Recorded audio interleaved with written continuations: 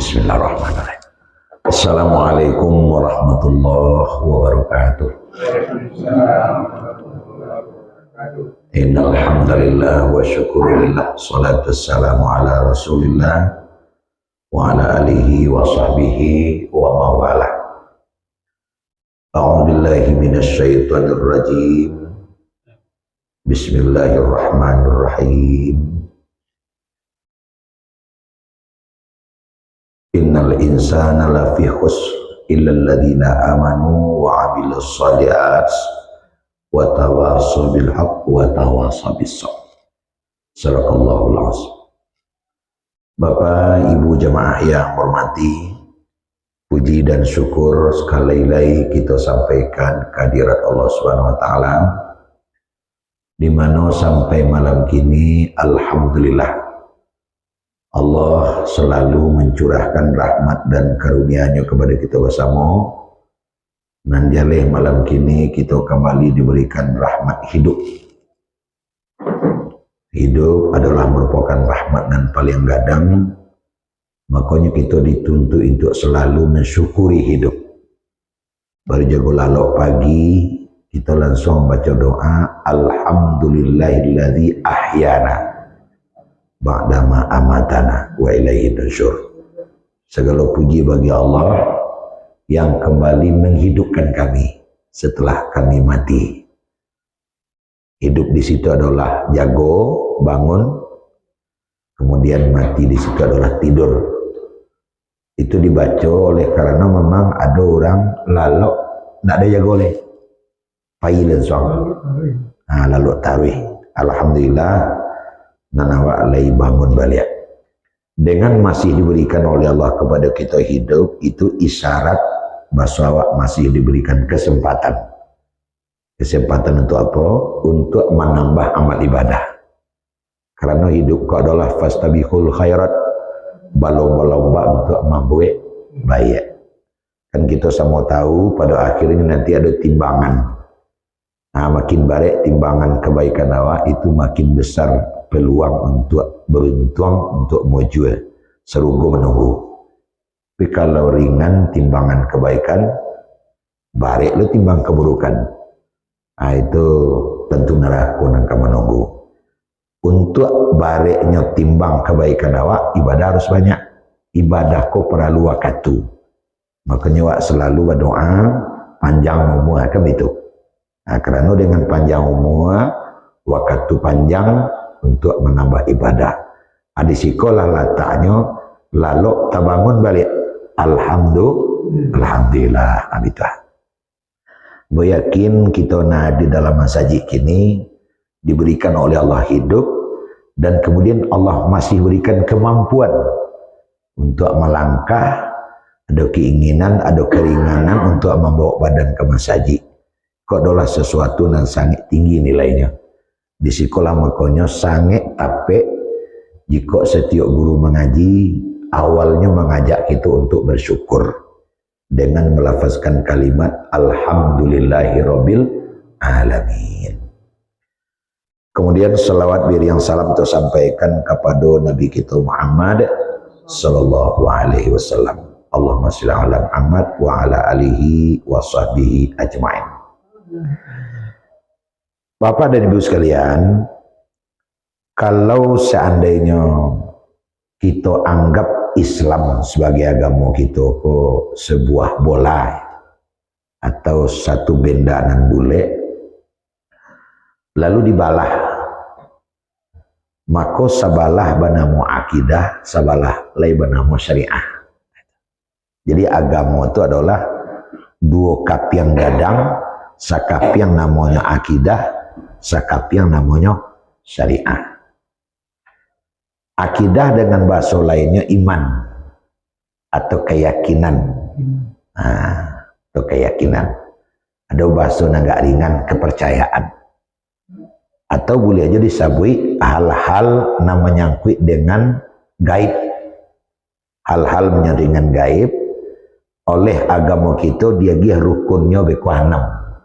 Yang kita sebut dengan arkanul iman atau rukun iman. Percaya kepada Allah, percaya kepada malaikat, percaya kepada kitab, percaya kepada Rasul, percaya pada hari akhir, dan percaya pada qada dan qadar. Itu kan gaib sebenarnya itu. Masalah gaib. Orang dikatakan imannya kokoh, imannya kuat kalau lay bule picak dapat dilayangkan, bule dapat digolongkan, teraduk nanam macam tadi. Itu imannya lah kuat itu. Itu yang disebut dengan akidah. Kemudian nasakap yang lain namanya syariah. Syariah aku boleh hawa pindahkan bahasanya ke bahasa lain, yaitu hal-hal nan kadikerajokan dek fisik atau badan awak. Kalau tadi kerajo batin saya tanya, akhirnya kerajokan dek fisik. Dia lagi rukunnya 5. Rukunnya 5 kok disebut dengan rukun Islam. Artinya syahadat, artinya salat, artinya puasa, zakat dan haji. Nah, Bapak Ibu sekalian, kedua-duanya kok cie sifatnya tidak pernah berubah sejak dari siswa sampai kini. Mulai dari Adam alaihissalam sampai kepada Nabi Muhammad SAW, rukun iman kau tidak ada berubah. Nan diyakini yang masuk kepada kelompok akidah di dalam iman itu ya. Allah zaman Nabi Adam itu je Allah sampai kini. Malaikat itu je malaikat sampai kini. Kitab-kitab nan wa imani, ada Zabur ke Daud, ada Taurat ke Musa, ada Injil ke Isa, ada Al-Quran kepada Nabi Muhammad SAW. Itu juga kita begini, tidak ada berubah.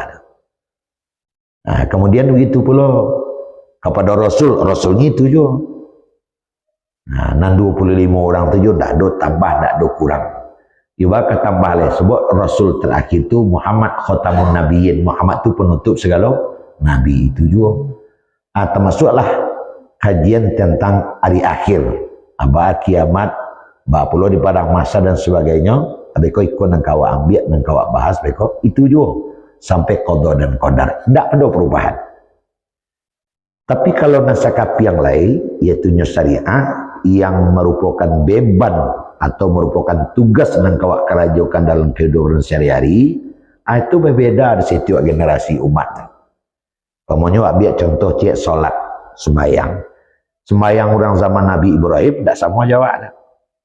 Sembahyang orang zaman Nabi Musa tidak sama juga sembahyang awak dah. Kan masih ingat apa ibu waktu cerita Isra dan Mi'raj. Nabi kita bertemu jawab Nabi Musa. Nabi menerima perintah solat pertama berapa waktu kayo? 50. Kan masih terkena doa dah. Nah seketika Nabi Muhammad bertemu jawab Musa, kecik Musa. Balik tu mah mintalah kurang lah. Balik Nabi balik kurang 5. Balik jo bolak-balik akhirnya tinggal 5. Itu sebagai satu pertanda bahasa solat di zaman Nabi Musa, umat Nabi Musa tak sama jawab. Itu mah Musa menyampaikan waktu itu akan terjadi perubahan. Begitu pula ajaran-ajaran lain, zakat, puasa, walaupun kama kutiba 'alal ladzina min qablikum, sebagaimana juga diwajibkan kepada orang sebelum kamu, tapi puasa orang siswa tak sampai puasa ada. Puasa siswa ada puasa dari mengecek saja. Ada puasa dari keluar rumah, ada puasa dari minum susu, ada puasa dari makan daging sana lain malah piye, daging nindaknya. Nan puasa bantu anak awak kerajaan kok, di zaman Nabi Muhammad sajanya terjadi perubahan. Bamang kok terjadi perubahan untuk syariah kok, karena syariah kok adalah karajo, beban. Maka Allah menyesuaikan dengan kemampuan umat waktu itu. Di generasi nasaiswa, dek kemampuannya beda dari awak, makanya beban-beban agamanya tidak sama jawab. Mungkin sembahyang 50 waktu zaman Nabi Musa, kalau dek umat yang ada juang kayak itu. Ada zaman awak 5 saja lah, tetere ilmu dia ke bawah. Iya nak? Ada 5 saja. Bahkan ada kawan sambil seluruh tu. Nabi Muhammad kau dek kerengkang, kalau amu Nabi mau usul balik abi mah. Ada orang cek itu tu. Nah soalnya itu dek malih karajo saja tu nyo. Kunulah kalau 50 waktu dengan kawan. Mungkin tangga sarawawarnya. Tuang 5 sajanya. Akan begitu. Jadi disesuaikan dengan kemampuan umat yang ada di waktu itu. Itu nan syariah. Nah Bapak Ibu sekalian, mengamalkan syariah atau amal-amal yang disabit dengan amal soleh, iko bisa menjadi barek, bisa menjadi ringan. Contohnya semayang, itu bisa barek terasa dewa, bisa ringan terasa dewa. Yang menyebabkan barek, yang menyebabkan ringan, keyakinan terhadap iman. Akan itu keyakinan terhadap iman. Sebab iman ko membuat wak menjadi ringan, membuat wak menjadi gampang. Kenapa? Karena ada kesenangan. Orang asa senang sabarek kerajo ringan terasanya. Tapi kalau suntuk, kalau tidak ketuju, muak saringan kerajo, barek terasa. Pamonya ibu-ibu, tujuh kerajo sekali jalan tidak puas lalu deh bu. Mana tujuh? Rumah tersapu, anak terkasuh, piring terbasuh, nasi terjarang, sayur terbuat, ikan tergoreng, lado tergiliang. Setengah jam selesai. Acu apa ngarjon? Tetere boleh mah. Tujuan. Abang mau kode ibu lama saya mengarajonya, sebab senang, mengarati, tahu. Dijarangan aye, dijarangan nasi. Digoreng pula ikan, lado digiliang. Nah anak anak belakang lagi piring cek sendok cek. Kan itu nangkai tadi dirandam. Jadi lalu kesadarannya sekali. Sebab kiatnya dapat senang deh ibu. Tapi tumbuh adik kami dia tidak karajo kami tidak tentu nang kadawe entah nang kadirosok. Apa cubu lo mah, pailah pandai lo tentunya aja. Ala pai bini tadi. Jarang lo nasi, jarang lo sayur kasih lo anak. Akibatnya nasi lah ngoy. Ayah lah kariang, anak lah hilang. Tak kemapain, tak tentu lah. Anan tamu nama panik menokok di pintu, nak jauh pais lah. Al-Tiri, begitu pula lah kurang lebih di tengah-tengah kehidupan di dalam mengamalkan agama kok. Ada terasa barek, tapi juga ada terasa ringan. Yang menyebabkan barek ringan itu adalah motivasi, dorongan yang datang dari dalam. Itu. Jadi Pak Ibu sekalian yang hormati, sebenarnya tidak sulit bana awak untuk mengambil contoh dong. Beda lalu di rumah sakit, jok lalu dalam kamar pengantin baru. Pengantin baru, alu ngamanga deh ya, yang namanya lah kuku adanya. Jadi lalu lah kuku ayam, padahal semalam cuma. Sebentar ini terasa malam sabuk nan nyokarajak itu sangat inginkan. Hatinya senang, pikirannya nyaman. Tapi bagi saudara-saudara kita nalok rumah sakit, hai pagi tadi bawa ke rumah sakit, lalu di depan jam tiba rumah sakit pukul 8, setengah 9 tiba terang awaknya tanya karena bilu ka pulang wah. Padahal setengah jam baru itu. Sabuk lama terasa orangnya, dia tak ketuju di hati. Jadi apa ibu, nan membuat awak ringan, nan mendorong awak ilmu awak tentang yang gaib. Baiklah, kita sholat, supaya sholat ku ringan awak mengarajuannya. Awak pelajari tentang iman. Ini kita masuk kepada untuk membuat supaya mengamalkan agamaku menjadi ringan. Rukun iman berapa tadi rukun iman? 6. Kita ambil salah satu. Itu nang kaji awak ini. Yaitu percaya kepada hari akhir. Percaya kepada hari akhir, jo disawi percaya kepada hari kiamat, nasananya percaya kepada hari akhir tu. Percaya kepada hari akhir ko, itu 7 isinya dah. Ini sebutannya cieknya. Percaya kepada hari akhir, isi 7. Aku kaji kami ya Pak Bas, kau di kantor dulu. Pertama, percaya kepada adanya kubur. Itu termasuk hari akhir tu. Dengan segala macam saluk baluk tentang kubur. Nang kedua, percaya kepada kiamat. Dengan segala saluk baluk peristiwa kiamat. Mulai dari awal sampai sudah peristiwa kiamat. Nang ketiga, percaya kepada adanya pembangkitan. Sudah kiamat awak hancur, awak dibangkitkan balik. Kebangkitan. Nan keempat, percaya adanya padang mahsyar dengan segala macam saluk baluk padang mahsyar. Padang mahsyar. Nan kelima, percaya adanya hisab atau mizan, timbang. dengan segala macam saluk baluk masalah timbang menimbang dosa pahalo nan kana menjuk nang ketujuh sarugo narako dengan segala macam saluk baluknya pula. Percaya kepada nan tujuh macam ko bisa disebut percaya kepada hari akhir. Nah, itu saja. Nah, Bapak Ibu, kini ambo cuba menyampaikan kepada kita bersama salah satu di antara yang terjadi di dalam hari akhir itu, insya Allah kalau kau pahami ringan wak ibadarnya. Abilo tu yaitu di saat terjadinya padang mahsyar. Nah, ceritanya reko. Wa nufikha fis suri fasa'iqa man fis samawati wa man fil ard illa ma syaa Allah. Kalau malaikat Israfil sudah meniup sangkakala, maka matilah nan ada di langit, matinalah ada di bumi. Hancur kasadawalahannya. Illa ma syaa Allah, kecuali nan tak mati ada beberapa yang dikehendaki oleh Allah. Siapa itu? Malaikat Israfil juga malaikat maut. Bamong konan dua ko yang tak mati, sabok sedang bakara jo. Israfil sedang mabuih. Andi abuihnya kayak trompet. Malaikat maut sedang bakara jo. Akar jo nyo. Mencabut nyawa di mudia ketika bawah. Kaja kamari. Tak bisa nyo mati dah. Setelah sempurna karajo nawa dua ko lah mati kesadalahnya. Termasuk kita di kampung sekolah ko. Madoklah nan dua ko ke Allah. Ya Allah, semuanya sudah mati, semuanya sudah hancur. Kami berdua selesai. Ya baik, berarti kalian sudah mengerjakan kerjaan yang benar. Bagus. Cuman sesuai jok janji ambo di dalam firman ambo, kullu nafsin dha'iqatul maut. Setiap nama nyawa harus mati. Israfil, ambo Allah, ang banyawa atau tidak? Ya ambo nyawa. Malaikat maut cabut nyawanya. Dia dakeknya ranggut saya mati Israfil. Tinggal seorang leh. Siapa ya? Malaikat maut tinggal leh. Nah, malaikat maut Zabaniyah kini dan ciang cie. Ang juga nyawa. Apa kira? Ya ambo tentu ambo harus mati ya Allah. Cabut nyawa seorang. Akulah malaikat bunuh diri. Cabut nyawamu sendiri, nyegang matinya. Illallah, Allah selesai.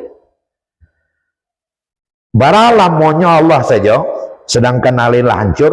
Dalam hadis disebutkan 40 lamanya.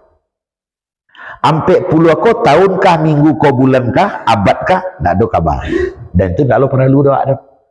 Nanjaleh lamonya ampe puluh. Nah, setelah selesai 40, entah abad entah hari, terserahlah, itu pun tidak perlu, juga tidak akan kita diskusikan, tidak akan kita perdebatkan. Summa nufikha fihi ukhra. Maka Allah kembali menghidupkan yang pertama atau membangkitkan yang pertama. Siapa itu? Israfil. Qum Israfil, kau hidup lagi. Hiduplah Israfil. Kau tiup trompetmu lagi. Ditiupnya lah trompet kali yang kedua.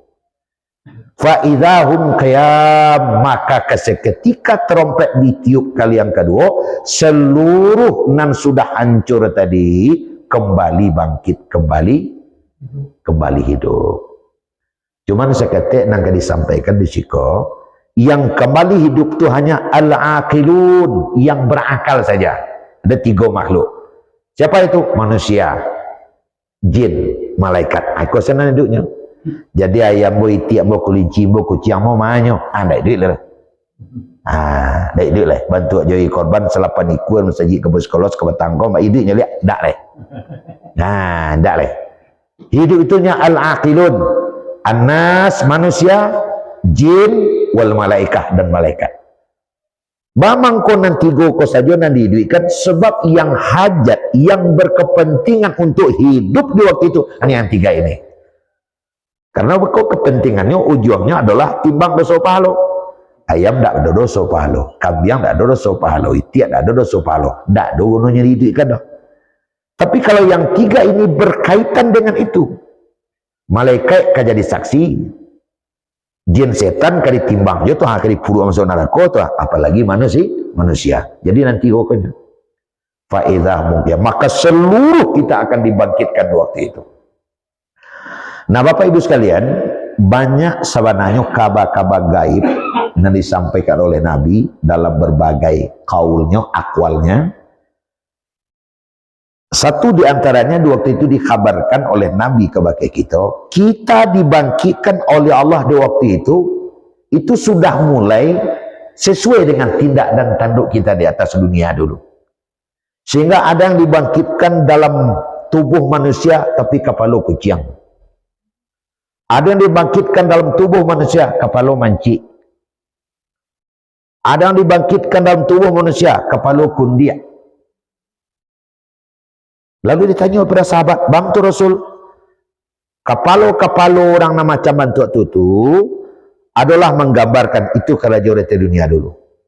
Nah, yang sangkek di dunia dulu acok mencelok samba, kepala kucing. Sebab kucing acok mencelok samba.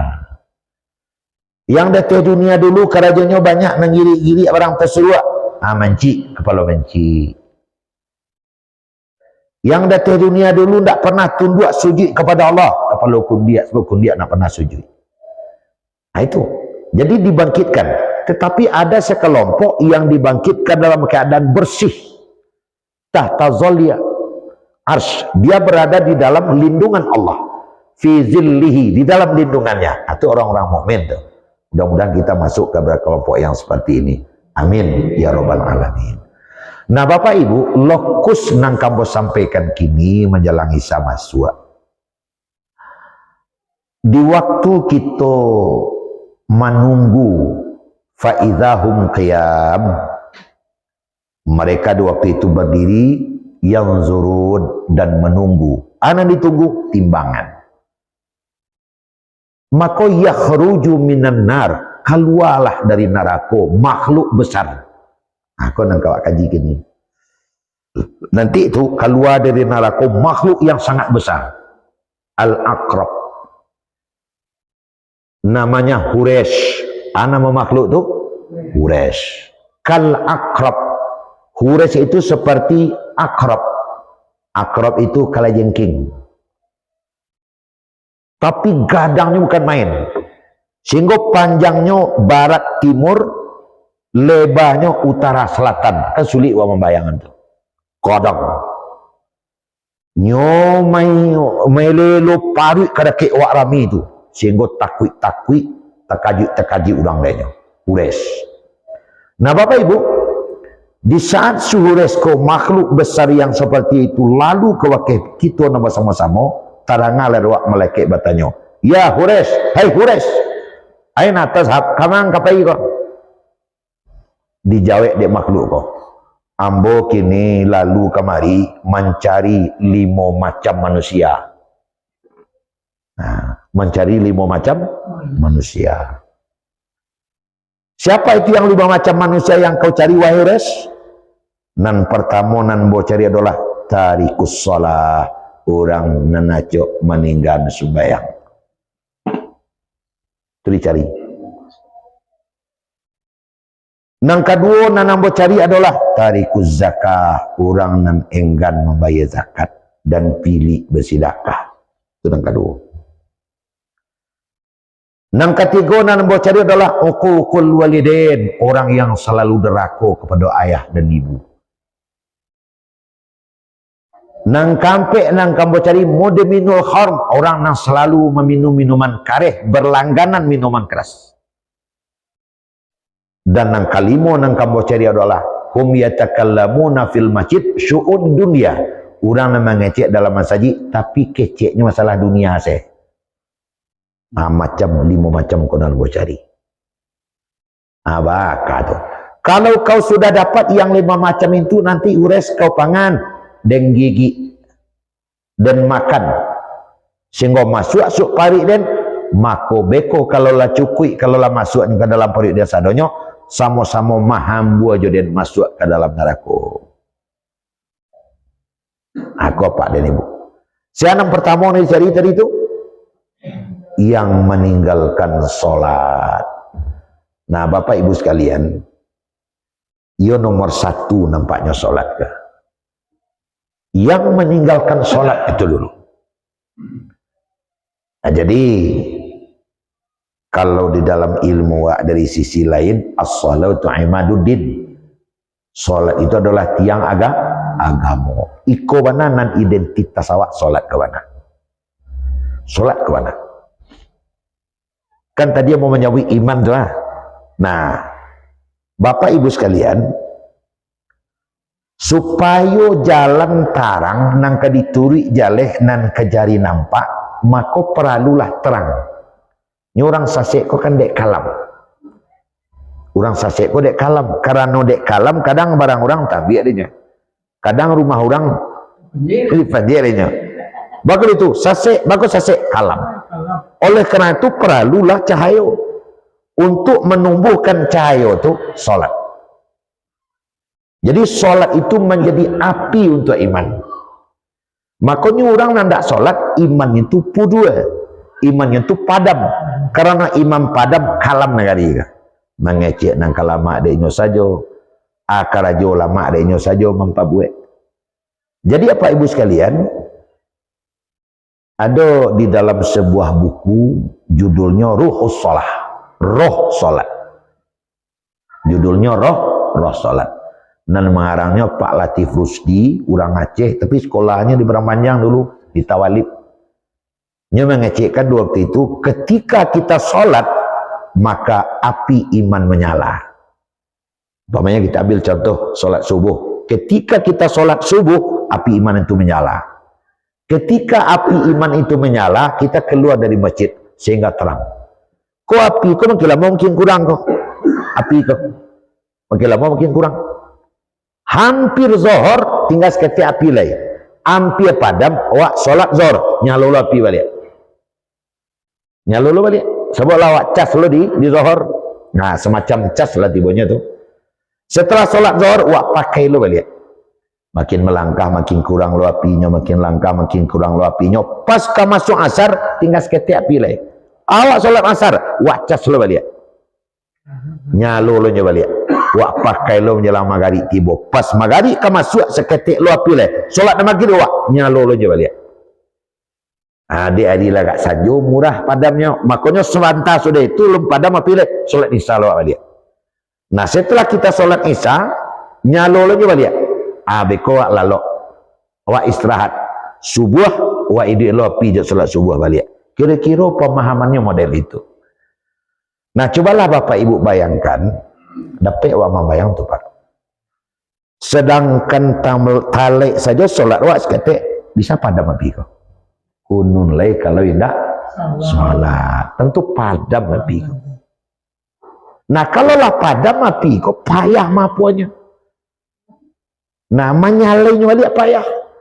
Rasul awak nang dalam masjid kau lah pengalaman bah. Satu kali kita meninggalkan sholat, memudahkan untuk yang kedua, memudahkan untuk yang ketiga. Untuk mau ulang balik payah. Tapi ketika kita semuanya selalu berusaha untuk taat setiap waktu kita melaksanakan, ibu lati tinggal. Kan seperti itu. Nah, ibu lati. Nah, jadi makanya sholat subuh itu kan disebut dalam Al-Quran dengan Quranul Fajri. Bacaan subuh. Apa latar belakang maka disebut dengan bacaan subuh? Karena sholat subuh kok ayatnya panjang. Panjang ayatnya sholat subuh. Di mana-mana panjang. Apalagi kalau kita dengar Masjid Haram, Masjid Nabawi, sholat subuh itu panjang. Alhamdulillah di mana-mana di kampung kita, kalau sholat subuh ayo panjang ayatnya. Bagaimana kok sampai panjang ayatnya? Supaya api ke nyalo. Makin panjang makin nyalo, makin panjang makin nyalo apinya. Nah, nyalo api kolah nanti nangka digunakan untuk kamapai. Makanya apa ibu? Orang yang memulai kehidupannya hari itu dengan sholat subuh yang sempurna, insya Allah aman. Kok nanpainya beko menimbang, insya Allah nyendak akan menambah mengurangi timbangan. Kok beko nan misi karuang masuk karuang, insya Allah ba'a di dalam bitu diateh. Ndak namburu di bawah narancak leteh letaknya dah. Insyaallah bagi orang nan mau kuat anak semeter tu lagi 100 cm. Tapi kenapa terjadi di lapangan yang tidak seperti itu? 1 kilo 9 mato dibuatnya. Nah semeter 90 sentinya buat. Kan seperti itu. Bapang kau itu nanti jadi di tengah-tengah kehidupan karena api itu padam. Nah api itu padam. Nah, sehingga banyaklah panjang mulut kita katakan, panjang kaki kita langkahkan, bau tangan tadi. Itu gunanya Pak. Makanya sholat itu tidak boleh berhenti. Sebab kalau berhenti, padam api. Kalau padam api, kalam nagari. Kalam nagari. Mungkin ada apa ibu nangka bertanya kanggo, Mbak tu ya, si anu tu semayang rajin. Ndak do tinggal di awak katu dah. Tapi mulik bakal leperan terbuju lalu terlintang patah. Ndak do pot bunga orang yang terletak, ndak do kain orang terjamuah. Dibawa lalunya, semayang nampak dah patu. Ada je bertanya itu tu. Pegang saji terompa buruk, pulanglah terompa lencak. Apa tu? Jawabannya model kau. Salat itu dengan dirinya itu bisa dibagi, ada salat yang mati, ada salat yang hidup. Adakah salat mati? Ada. Kenapa salat itu mati? Karena salat itu hanya punya badan saja tapi tidak punya roh. Salat yang hidup adalah salat yang punya badan dan punya roh, yang punya lahir, yang punya batin. Apakah lahir untuk salat? Tubuh salat itu apa? Yang disebut dengan suratus shalah. Tubuh salat. Apa itu? Al-aqwal, al-af'al. Nanawak baca dan gerakan awak itu tubuh salat.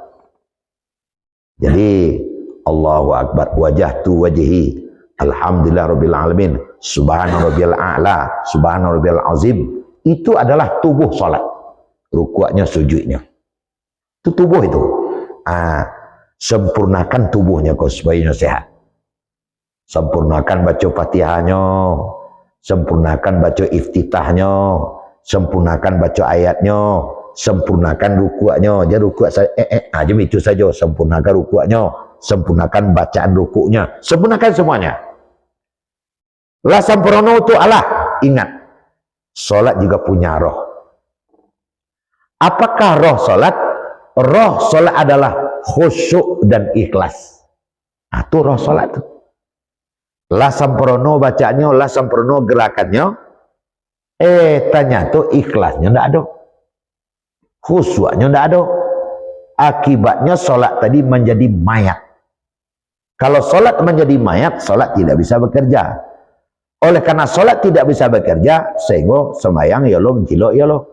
Tapi kalau salat itu punya roh, tanha anil fasya wal munkar. Salatnya membuat orangnya tercegah dari pekerjaan keji dan mungkar. Nah, kini masuk ke roh salat.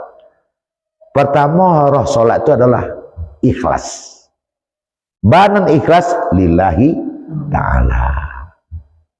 Nyo salat itu bukan karena adikna lain-lain, tapi karena Allah. Allah itu ada enggak di mana-mana? Ada. Siang bantu 7, malam bantu 7. Pagi bantu 7, sore bantu 7. Dakek narami jadi dakek nalangan, tidak masalah. Maka salah satu di antara ciri orang yang ikhlas di dalam salat, salatnya itu tidak ada beda. Tidak ada beda. Baik salat dakek nambah sama maupun sembahyang dakek waktu surang-surang. Nah, semuanya. Jadi untuk menguji tingkat keikhlasan awak bisa menguji nasananya Pak Ibu. Barasonya badan wakku sembahyang waktu berjamaah, barasonya badan awak sembahyang waktu surang. Nah, kalau dapat ibu mana rancak terasa waktu berjamaah atau waktu surang? Jamaah terasa rancak ya nak? Nah, itu betul tuh mah. Makanya sholat jamaah tu pahalanya 27 kali lipat sembahyang surang. Sehingga orang sampai ke masjid dia kira pahala. Selama duduk di masjid dia kira pahala. Di sisi itu iyo tuh. Tapi di dalam mengukur keikhlasan, orang yang ikhlasnya lah tinggi, solat seorangnya tetap sama dengan solat jamaah. Malah ketika dia solat seorang agak lama sudahnya daripada solat jamaah. Namun tak bertanya ke Pak Ibu dah, mana capek sembahyang wak jamaah atau sembahyang surang? Tak saya jawab. Kalau masih kancang sudahnya memang surang, kalau surang tak selesai. Itu tingkat keikhlasan doa masih perlu dipertanyakan. Kenapa? Karena penglihatan Allah, Tuhan yang Maha Kuasa, 2 waktu sembahyang jamaah, 2 waktu sembahyang surang sama saja. Makanya Nabi kalau sholat sunat surang bu antah lamanya. Kenapa? Karena kita tidak terkait dengan orang. Kalau sholat jamaah apalagi jadi imam, itu ada tuntutan itu. Sebelum kita bertakbir, imam sunat menceliak ke belakang dulu. Menceliak ke belakang itu tidak memamanggak berkerancaan tu, tapi menceliak jamaah. Ada kena gaya itu tidak. Ada kena musafir kau pak. Ada anaknya di tebuyan tu pak. Ada anak-anaknya main di luar tu barangnya, kadainya masih terbuka tu pak. Maka seorang imam pendekkan ayat. Seperti Nabi menyuruh kalau solat Jumat pendekkan ayatnya. Sebab kadang orang galih orang. Tidak sembahyang Jumat, hampir masuk asar baru selesai. Kaya kati itu orang sudahnya. Nabi sampai ke situ. Jadi kalau solat jamaah ada aturan, jangan dipanjang. Sebab di belakang ada ibu-ibu, anaknya sedang ditebuin. Ada di belakang ibu-ibu, nasi sedang terjarang. Berarti bisa capek selesainya. Tapi kalau solat sendirian, apalagi tengah malam, itu bisa berketawa. Barayatnya yang dibaca, baralam maunya, orang tak ada menuntut. Jadi tingkat keikhlasan bisa diukur dengan itu. Itu ikhlas tu. Bagaimana dengan khusyuk? Nah, Pak Ibu, khusyuk itu artinya asik. Awak mengajukan solat sembahyang awak tadi itu betul-betul lama, nikmat, tak ada penganan lain. Wajahtu wajhi lillazi fatarus samawati wal ardh. Aku hadapkan wajahku kepada yang menciptakan langit dan bumi. Ya ke situ pengen awak. Iyyaka na'budu wa iyyaka nasta'in. Hanya kepada engkau aku menyembah ya Allah, dan kepada engkau lah aku minta tolong. Ya ke situ. Tapi lain mencuang lain dati itu nak khusyuk nama Allahu Akbar. Alhamdulillah Rabbil Alamin. Kita mencuangkan dalam hati. Kau dan jual 3.000 tadi itu lah baca borin 1.000. Kau nak mau jual arasai lah lepas orang tu. Hati-hati. Itu nak khusyuk lah terus. Itu nak khusyuk itu. Itu lang ada nyawak ke diri wak seorang tu. Saya lang lah. Okay, bincang ke rimbo. Kesudahnya apa tu? Tak kena lawan rakaat tadi. Itu kesudahnya lah itu. Nah, lalu baca caranya untuk mendatangkan khusyuk. Aku kadang-kadang setan kenya macam-macam dia Pak Ibu. Allahu Akbar. Baca lihat kironya pajak tu dah kayak awak lahnya. Allah siku lahnya. Alah nak dia kisah itu. Dan kau tahu dan tadi dari kau dan tagak. Kau nak sedang semayang ada siku ngomong nyati. Itulah kabur gambar tu. Nah oleh karena itu baca caranya untuk mendatangkan khusyuk. Itu ada beberapa perbuatan yang awak lakukan. Pertama, bersiaplah sebelum waktu solat masuk. Agak jauh. Jangan sampai ada kau kesan tak kaja-kaja. Kemudian solatlah, berwuduklah dengan sempurna. Basuh muka je sempurna, basuh tangan sempurna, basuh kaki yang sempurna, menyapu kepala dengan sempurna, telinganya dengan sempurna dan penuh kesadaran. Jangan sampai Allahu Akbar wajah, olah kaki sawalah basuh baru. Itulah kamu Akbar. Jadi jauh sebenarnya kita sudah siap-siap. Apalagi Allahu Akbar dia terumpa baru lah tak ada luar apa. Diciluk orang lu kata, imam kau panjang lu ayatnya. Jadi kira aku gara-gara imam hilang terumpa dia. Itu kan sudahnya. Dia. Imam Syafi'i mengecekkan kawak Pak Ibu, berusaha untuk khusyuk itu sudah dihukum khusyuk. Berusaha khusyuk sudah dihukum khusyuk. Sebab khusyuk bantuan Nabi, bantuan sahabat agak payah aja deh Pak. Contohnya khusyuk Ali. Ali kau sebelum sembahyang ditembak orang kan hebatinya, masuk nak panah ke dalam bati. Nak panah kau nak bisa dielok keluar. Diimbaunya kawan, kemari tolong cabut panah kau ya, pergi sembahyang dan dulu. Allahu Akbar. Sadang Ali ruku' nyelo panah tu mencumpi dah lah. Sudah sembahyang diimbau, bakang apa biasa panah tu elok. Lambu cabut tadi tuan, dia nak terasa dia dendang dah. Awal aku suatnya tu. Ada wak bagi kira. Rangit saja batapu aja. Sedang sampai. Pada khusyuknya tu, kita juga tidak dituntut khusyuk seperti itu. Berusaha untuk khusyuk sudah dihukum khusyuk. Apa caranya? Bantu orang maniti titian licin, wak berjalan. Tasyali lo balik wak tarijo, tasyali lo balik wak tarijo. Jadi wak sedang sembahyang tu, dia nak kunci udah sedang solat kemah. Tetap wak berusaha untuk memadamkan pikiran ke solat. Itu sudah dibilang khusyuk. Nah, coba seperti itu nanti. Sehingga bapak dan ibu solat wa itu akan mampu hidup. Sehingga kalau hidupnya bakal rajo, karajo solat tanha anil fasya wal mungkar. Artinya, adik kawan, jangankan tanha anil fasya wal mungkar, semayang tidak dah. Ikon yang dicari dia sures. Yang kedua yang dicari sures tadi meninggalkan zakat. Itu yang kedua. Meninggalkan zakat itu termasuk malih bersedekah ke dalam ya tu. Jadi memang sesuai jok pepatah dalam kehidupan nyona tajwa tabali ndaknya. Salat itu awak dengan Allah pribadi. Nan zakat yo sedekah hablum minan nas. Kalau salat hablum minallah, nan zakat ko hablum minan nas. Ba'abanak kataat awak kapatu awak pilih ulah rabi. Namanya dah. Jadi kesolehan sosial, suko menolong, suko membantu, mulai dari zakat. Kalau zakat, rata-rata bocah lihat di Padang Panjang, orang patuh berzakat, lagi berzakatnya. Cuman buntut dari zakat itu kan maja diri dermawan, suko basi bersedekah. Habis sedekah ko leh. Ambo pernah di Padang Panjang ko, kalau dari Sabin orang dah ada. Ambo menggelar sunek dasua masal. Kemudian duitlah amplop dijalankan ke orang-orang yang patuh. Ambo jalankanlah amplop kepada salah seorang orang kayu yang ke makam 7 tahun kayak itu. Alhamdulillah. Kan tak boleh pinta balaku amplop di sini. Bersuruh kawan pergi menjapui. Cuman barai isi amplop 25.000. Padahal ke Makkah tu tadi kah? Anaknya dengan bawanya ke Makkah. Barang amplop 25.000-nya. Ya segitu mampunya biarlah, tapi itu pilih namanya tu. Habis 30 anak yatim kami karek, 25.000 nyumbangnya. Ya baca wak segitu tak terimanya. Orang yang jauh di bawah dia, ada yang 500, ada yang 250, ada yang 1 juta.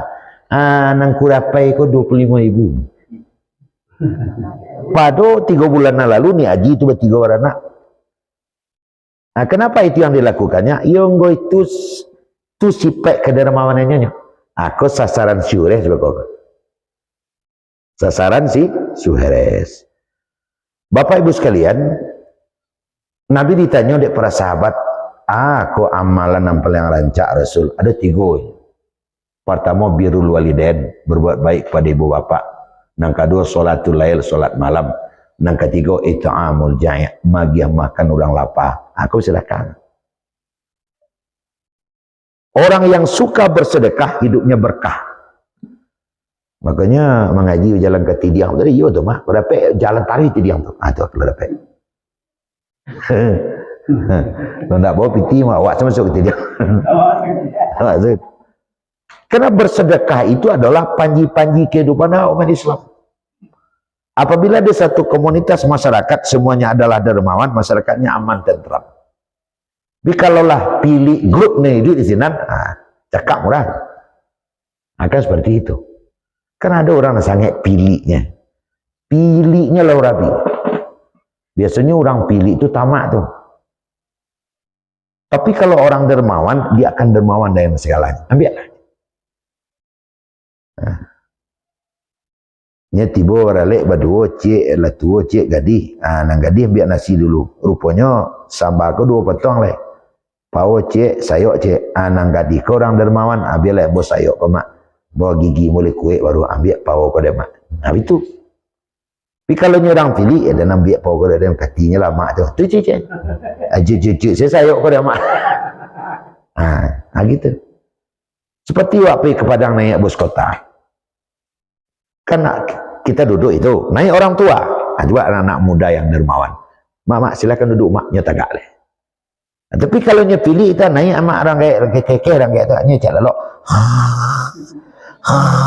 Terlampang kayak kadindiang. Nya ni. Tapi kalau dia orang dermawan, dia berdiri, mak silakan duduk, biar bawa bertagak, selama boleh tagok baru. Kami itu nanya. Gitu.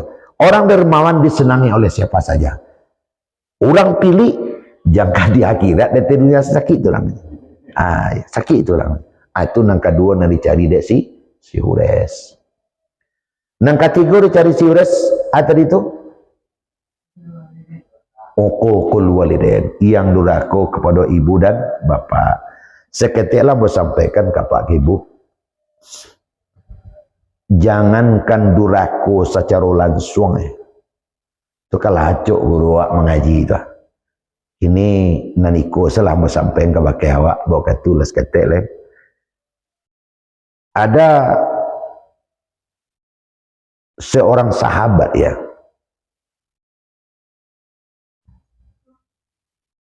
namanya Abdullah bin Salam. Siapa namanya? Abdullah bin Salam. Sahabat Nabi, pernah berperang ikut dengan Nabi. Di waktu itunya sakaratul maut, tapi angok nak muah keluar, nak muah masuk, kakak di siko saya. Lah 3 hari. Sampailah ke Nabi. Abahnya, nak muah angoknya keluar Rasul, masuk ke dalam balik adalah tang Rasul ke situ. Jadi, iya nak bisa lah. Tanya oleh Nabi, nya masih punya orang gaya nak masih Rasul, amaknya salai, apaknya lapai. Aja pi amaknya lah. Datang sahabat situ, mak, itu anak amak Abdullah bin Salam, keadaannya bantu aku. Rasul menyuruh amak datang. Abdullah bin Salam tu yu anak ambo mah dulu, kini ndak leh.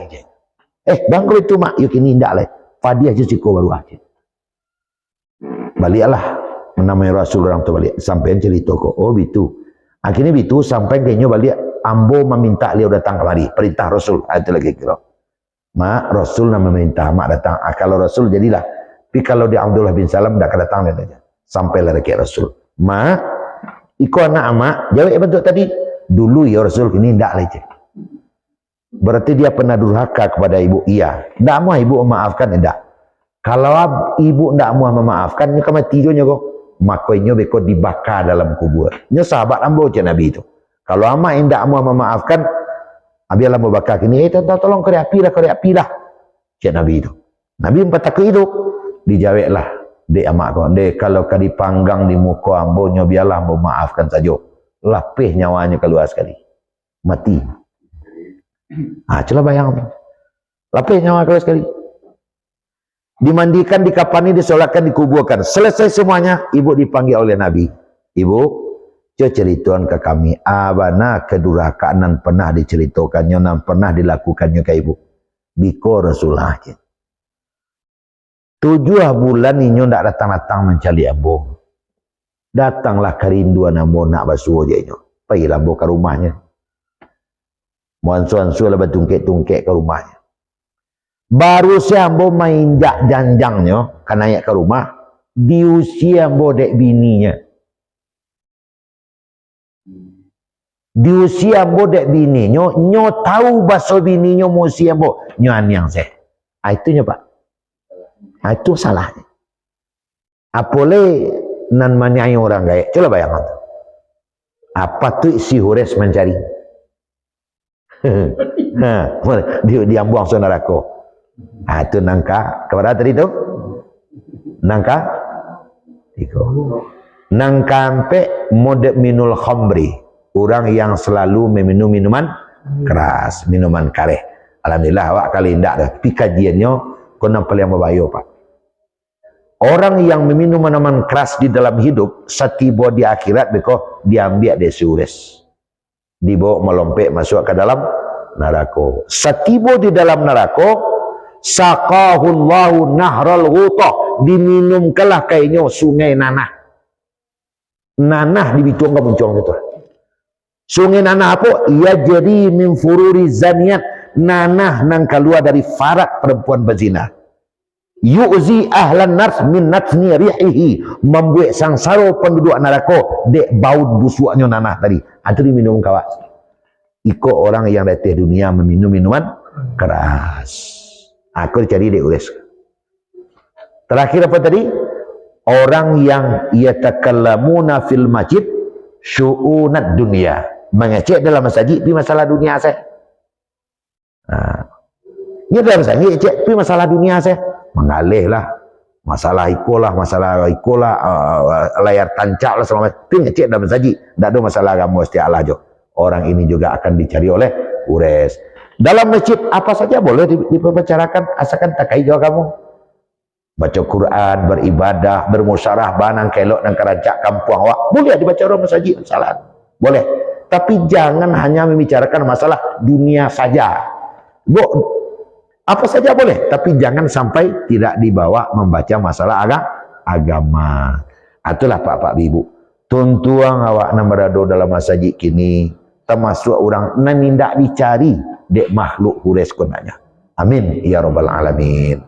Atau apa lah ibu, anak nantu wana musi Fauzan, anak nang ketek wana musi Neti, lagak mulai teranga orang azan tentu mengaji langsung berhenti. Mudah-mudahan ada manfaat. Assalamualaikum warahmatullahi wabarakatuh.